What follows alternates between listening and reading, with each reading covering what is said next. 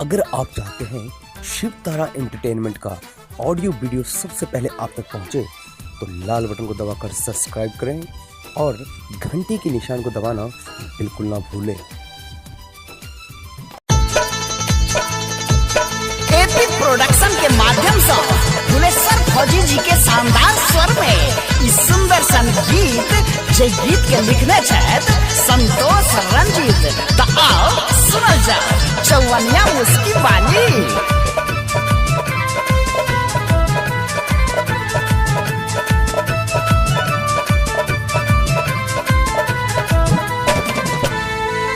देखू सदखनी करे बबाल चौवनिया मुस्की वाली। देखू सदखनी करे बबाल चौवनिया मुस्की वाली। चौवनिया मुस्की वाली हमरा भैया के साली। चौवनिया मुस्की वाली हमरा भैया के साली। पागल भेलो देखिए के चाल चौवनिया मुस्की वाली। देखू सदखनी करे बबाल चौवनिया मुस्की वाली।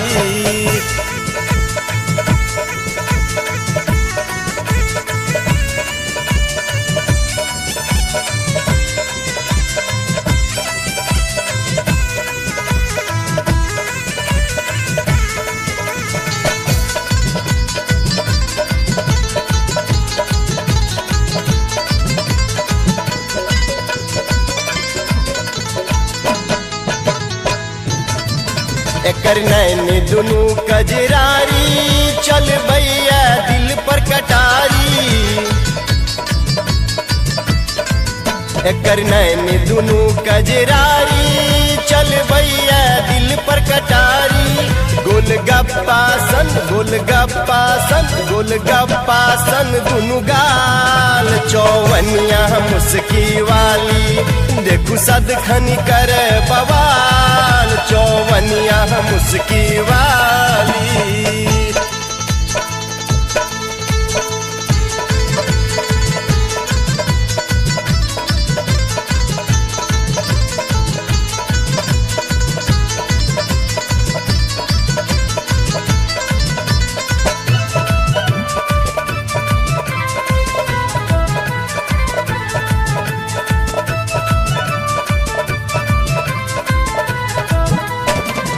एकर देखी गर्दन सुराही केकरा ने पानी चाही। एकर देखी गर्दन सुराही केकरा ने पानी चाही। जान लेलक ठोर एकर लाल चौवनिया मुस्की वाली।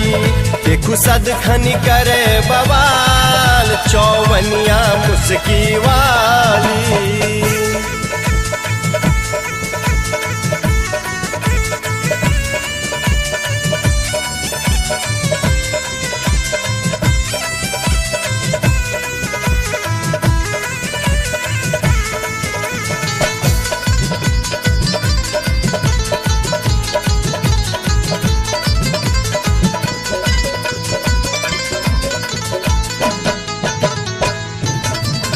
संतोषी जी कर दीवाना रंजीत रवि परवाना।